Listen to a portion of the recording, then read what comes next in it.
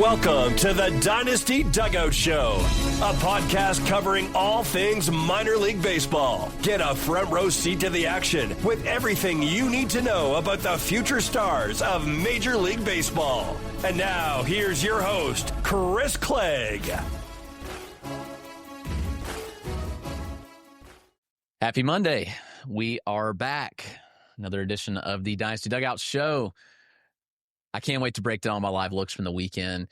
I'm going to do 2 episodes today. So right now, I'm going to talk about my live looks. I set on games in Greenville this weekend between Greenville and Bowling Green. So looking at some really good pitchers. I want to talk about those. It'll probably be a little shorter today, but I did want to break those down before going into basically like the whole landscape of the minor leagues. I will come back later this afternoon. I'm going to record another one regarding the top performers and things that stood out to me from the first weekend of full affiliate minor league baseball.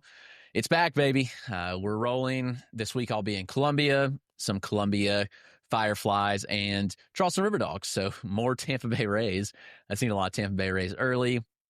I was considering driving to Myrtle Beach. Carolina's playing there. Carolina has Jesus Mate, but they'll be in Columbia in 2 weeks, and Jesus Mate might play infrequently this week. So not going to waste a 4-hour drive one way when you could just easily see him in 2 weeks. So I'll see Bryce Message. I'll see Luis Pena. I'll see Eric Patante. I'll see Jesus Mate in 2 weeks. So a little bit more waiting, but my impatience wanted to go this week, but I don't think it'll be worth the drive. We'll just say that. But before we dive into the show, you know the usual. The episode is brought to you by Connect Roasters, Ian Happ's coffee company. You can get Ian Happ's Gold Glove Blend, buy one, get one 50% off on the site. And it's a great deal, by the way. I mean, to get a bag of coffee 50% off, like, that's pretty good. Go use the code Dynasty Dugout there or use the link in the description. Great coffee. Finished my cup already. I stayed up till like 1 a.m. last night, so I'll probably get another cup here pretty soon. I cold brew it. It's great. Everything you could ask for in a cup of coffee.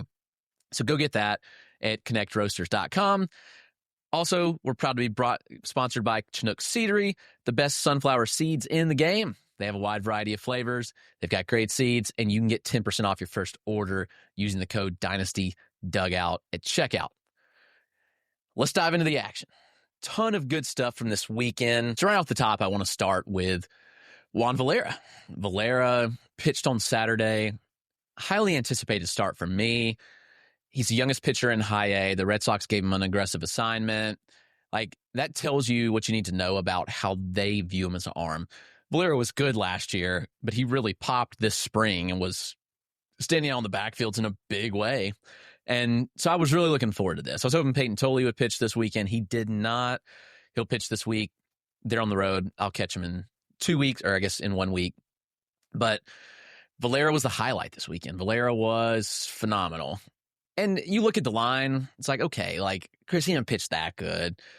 3 2/3. He allowed 2 earned. He allowed 3 walks, a homer. Like, Emilien Pitre hit a homer off of him. Like, it wasn't that great. And I understand where you're coming from, like, if that's your view. But here's the thing about minor league stat lines is that watching a player matters so much more than the stat line.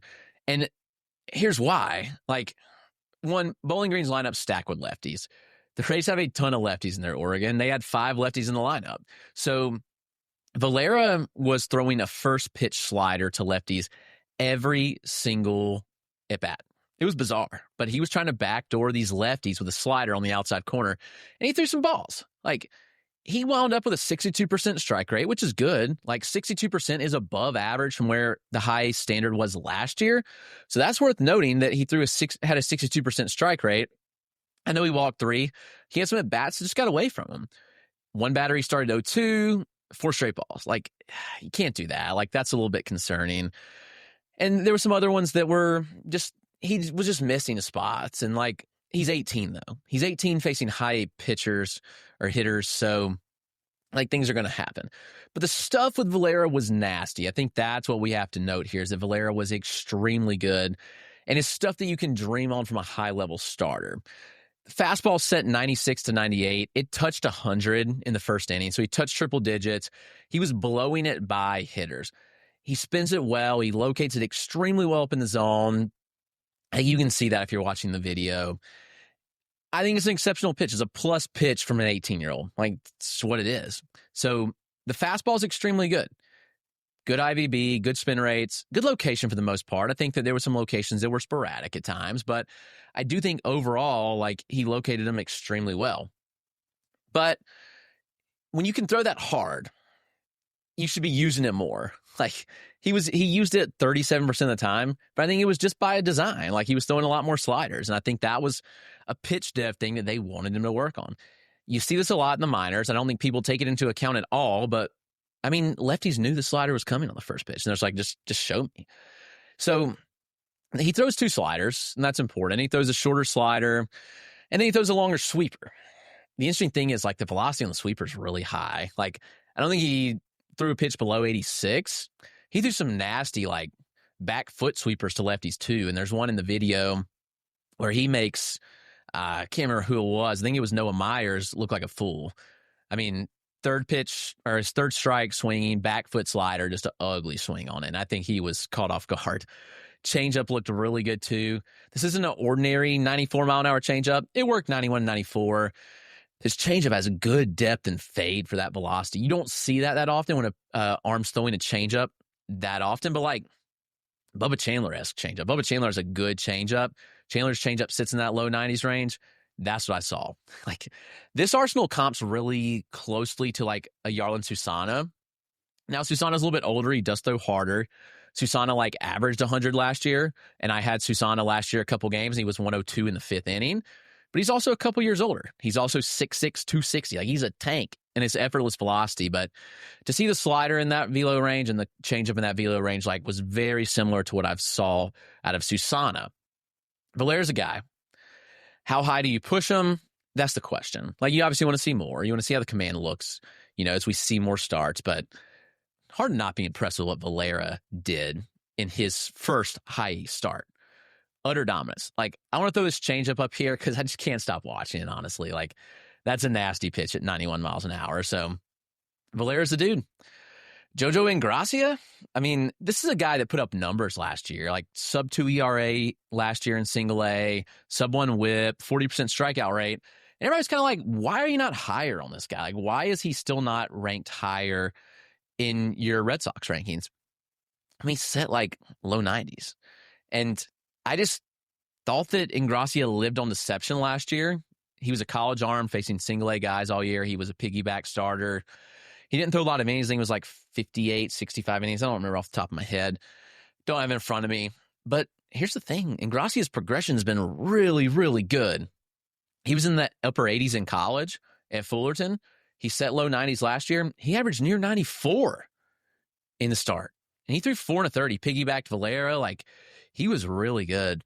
He throws from a funky slot. Like, he does his best Chris Sale delivery. So literally, you go watch, if you're watching the video on YouTube, like, he wants to look like Chris Sale. And it's pretty good deception.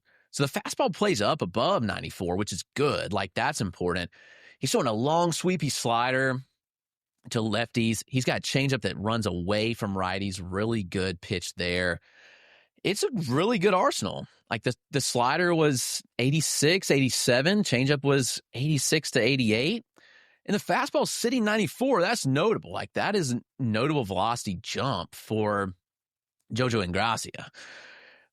He kind of opened my eyes a little bit. So I would say keep an eye on this guy. Like, I think that he's pretty good. If the velocity sticks, like, I don't know, we might be looking at something. He's still got some projection. The fact that he's consistently added for 2 straight off seasons, that's notable. I think he's a top 30 prospect in the system. I did not have him there. He might even be like closer to 20-ish in the Red Sox system for me now that he's added that velocity. It's super notable. So Jojo Ingrassia, the Red Sox, major standout there. A couple other arms. Hayden Mullins. I mean, Mullins is much the same of what I saw from last year. I had a lot of Hayden Mullins last year. I like Hayden Mullins. Mullins is a lefty, 92, 94. It's a unique fastball, though. Like, the way he hides it from the left side, like, he hides it exceptionally well, and it gets you on you late. Yeah, I mean, it showed. Like, it had 19.5% swinging strike rate last year. Very impressive pitch. Like, one of the better fastballs that we saw in the minors, considering the velocity. That swinging strike rate's legit. So, like, it's good IVB. It's a deceptive release point. It's a beautiful changeup from the left side. Really good changeup from Hayden Mullins. Good slider as well. You can see some of the video. I didn't shoot the Friday night game with my cameras, just given the nature. It was a sold-out game. A lot going on opening day. So, you can see some old video, though. He's the same pitcher. And when he's throwing strikes, it's really good. Strike throwing improved last year. And I thought the command was pretty good in the start. So Hayden Mullins is good. Maybe not an MLB starter, but he's a solid MLB arm. Garrett Edwards of the Rays, he's an interesting arm. He has been hurt a lot of his career. LSU product. He was an 11th round pick in 2023, if I'm not mistaken. He hasn't pitched a lot, though. He got, I think, 5 innings after being drafted in his pro debut. And then he had 7 innings last year coming back at the complex. I mean, he threw 5 innings. He was decent. He didn't walk anybody. He struck out 3. The stuff is interesting. I thought the changeup was really good. It was a mid-80s changeup, set around 85 to 86, but it's got good shape to it. You can see some of the video here. I thought it was a good changeup from him. Decent slider. It was 86, 87-ish. And the fastball worked 92, 95. When he was 95, it was much better than 92. So Garrett Edwards is interesting. He was mostly a reliever at LSU. That team also, we're talking about teams that had some absurd starters on them, so it made it a little bit more difficult for him to find the reps in the rotation. But again, he didn't throw a lot. I mean, he had 68 total college innings in 3 seasons. Garrett Edwards just needs a full season being healthy on the mound. I think that's the most important thing. I mean, you look at him, he's 6'5", he's 220. It's a good frame. I think that Garrett Edwards is a watch list guy for me. Don't go at him immediately. The same with Marcus Johnson, who pitched on Friday night for Bowling Green. He was 92 on the fastball, some interesting secondaries, but nothing that really jumped off and caught my eye. But as the pitchers, Gary Gilhill pitched Sunday. I was not there on Sunday. Took the day off. Didn't really do much baseball stuff. It's just last week was a grind, and we're fully grinding. So I took Sunday off. I didn't go watch Gary Gilhill, but I just seen him in the spring. I was in Florida, saw him.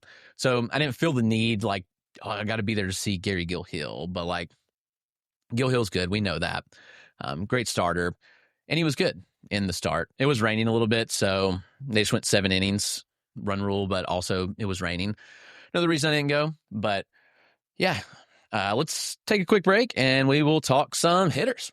All right, let's talk some hitters because there are some interesting guys. This Bowling Green team wasn't as interesting as it has been in the past. They had some studs last year when I saw Bowling Green, but still some interesting names. And Greenville's lineup, not that great either. But let's break them down.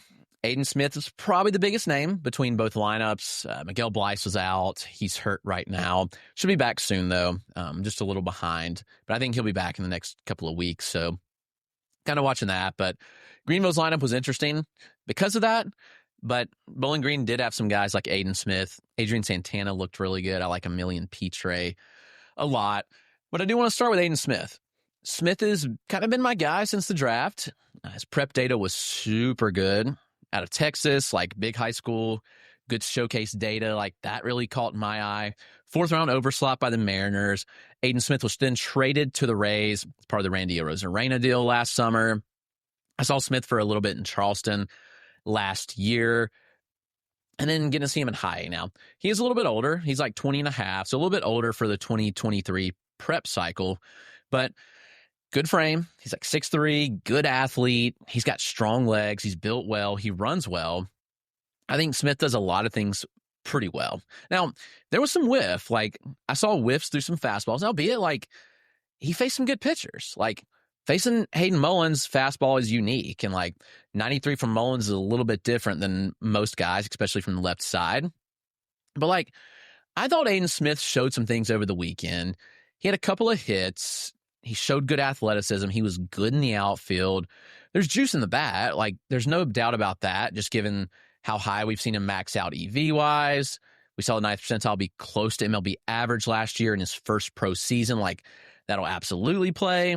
So, looking at these kind of profiles, it's much just a matter of time before it pops. I think Aidan Smith can be a 2020 type guy. And you look at him, like, there's that juice in the bat for sure. He hits the ball at ideal angles better than like anybody. Like, his air rate and his air pull rate are both really, really good. So you like to see that. And the speed's there. It's just a question about contact, especially against breakers. How does that look?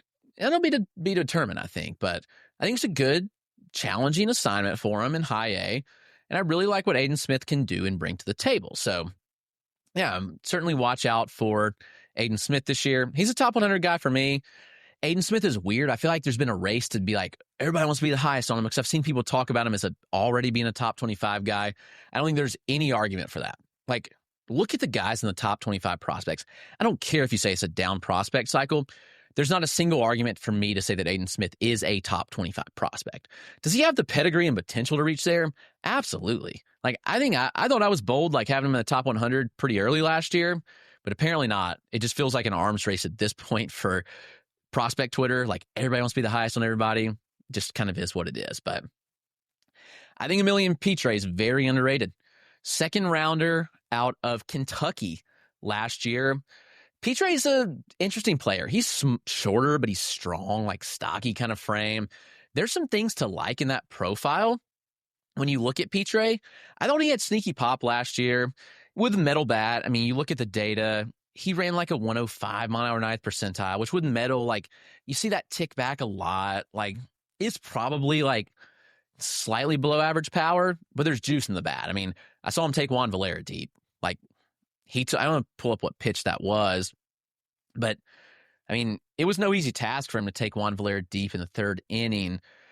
It was a slider, 87 mile-an-hour slider, and Pitre deposited it opposite field, which is pretty notable. Pretty deep part of the park. It wasn't over the Green Monster. It was kind of like in between the Green Monster and Greenville and center field. Here's the swing if you want to look at it. It's a really good approach with Pitre. Like, he doesn't chase all that often. He had a 17% chase rate in Kentucky, paired with an 87% zone contact rate. And all of it translated. He had a really good pro debut last year. He looked really good for me in spring breakout on the backfield. He looked really good this weekend. I think Pitre is just underrated. It's a deep race system. It's easy for him to fly under that radar. So, Emilien Pitre, second baseman, he's 22 in High-A, but again, just drafted last summer. Really interesting bat. I like this profile a lot. So, bat to ball, good approach, sneaky power. We'll see. Where does the power land with Wood? We shall see. But Adrian Santana stood out. He was the Rays first rounder in 2023. I think like $3 million bonus. I had to look it up, but it was a pretty high bonus for Adrian Santana, picked like 30th overall. Santana's interesting. He has not filled out the frame at all. He is very skinny, very wiry frame, but he gave some good looks this weekend. I was impressed with Santana. He just played 2 games, Friday and Saturday, but those are the ones I saw. And he had 4 hits, including a triple. There's legit speed in Adrian Santana's bat. He's a pretty good glove at shortstop.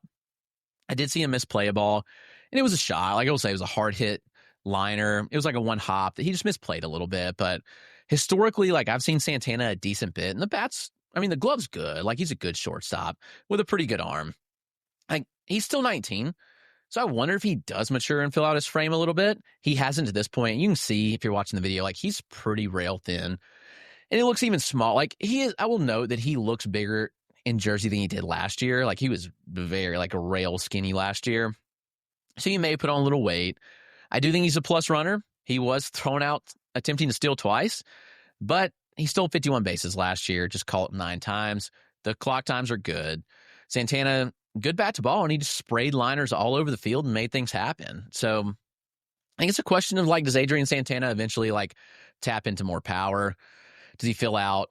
We'll see. Ryan Spikes, I mean, he was a little bit buzzy in the 2021 draft as a prep player out of Georgia. The Rays took him in the 3rd. They gave him an overslot bonus near $1 million. There's been swing and miss. There's been injuries, but he had the drive number all weekend. He had 4 hits and 7 trips to the plate, 2 singles, and he really had Jojo Ingrassia's number. He had a home run off of him that was smoked to dead center. Actually, the home run was to left center. And then the next at bat, he smokes one to dead center. It's 420 to dead center in Greenville, which is obviously worth noting. And the wall's tall. Like, it's a tall 420. And he banged it off the top of the wall and had triple. Spikes has good athleticism, good speed. Well, he showed some good things in left field, too. But there's been contact and strikeout concerns throughout his career. It's a toolsy guy with good speed. Where's the pop kind of fall? He is a smaller bat, so yeah, I don't know. It'll be interesting to kind of see, but Spikes did give some good looks for sure. And finally, I want to wrap up the show with Nelly Taylor, who everybody always asks, like, which bat's going to break out in Greenville? And I think it's probably Nelly. Like, that's the guy. They were kind of buzzing about him all spring. Like, the Red Sox internally love this guy. And next to Justin Gonzalez, like, he was probably the buzziest hitter that the internals that we're talking about, and for good reason. Last year when Nelly came up at the end of the year in Greenville, he looked good. Like, this is a lefty bat with legit power. He's a good athlete, good speed. He stole 33 bases last year, and that was pretty solid. He got more efficient as the year went on. He was 30 of his last 35 after being called a decent amount early. But the power's good. I mean, I saw him bang a 106-mile-an-hour home run last year in the last series of the year, and then he blasted one. So, like, Nelly's first at-bat of the season, I mentioned the wall in Greenville being deep. Dead center to, like, the wall. Almost left the yard. Big fly out. Next at bat, smokes a liner, 109. Pulled down the right field line. Just scorched line drive over the wall at 109. Like, Nelly Taylor's 9th percentile EV last year was 105, which is really good. That's well above MLB average. This is a JUCO bat, too. So it's not like he was like a full college guy. JUCO bat. He's really come into his own. Considering that Nelly Taylor missed some time during the spring with an injury, man, he looks fine. He looks good. Really, really good. So I'm in on the Nelly Taylor hype train. It's power, it's speed. The approach is good. I think it was like a 25% chase rate. Does he make enough contact? That's the question. And if he does, this bat's going to be good. Forgot I want to talk about Nazan Zentello.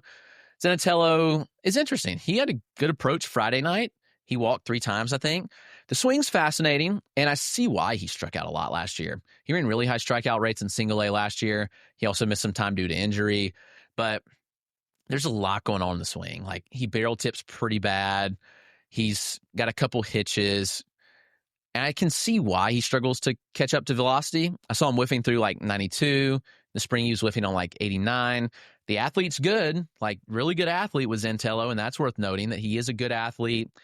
He's got some juice when he makes contact. He's got some speed. And the approach, like, I thought the approach was good. It's a small sample of looks, but I was pretty impressed with the approach. But Nas will need to make more contact. If Zentello wants to be and tap into those tools, it's going to be all about contact. But that's it. That was the recap of my live looks for the weekend. Thanks for tuning in. Hit subscribe here on the YouTube channel. Sub on your favorite podcast platform. And I'll be back this afternoon talking about the entire weekend recap of the minors. So hope you'll enjoy that and hope you'll come back later. And we'll talk about all the most important things from the minor league weekend.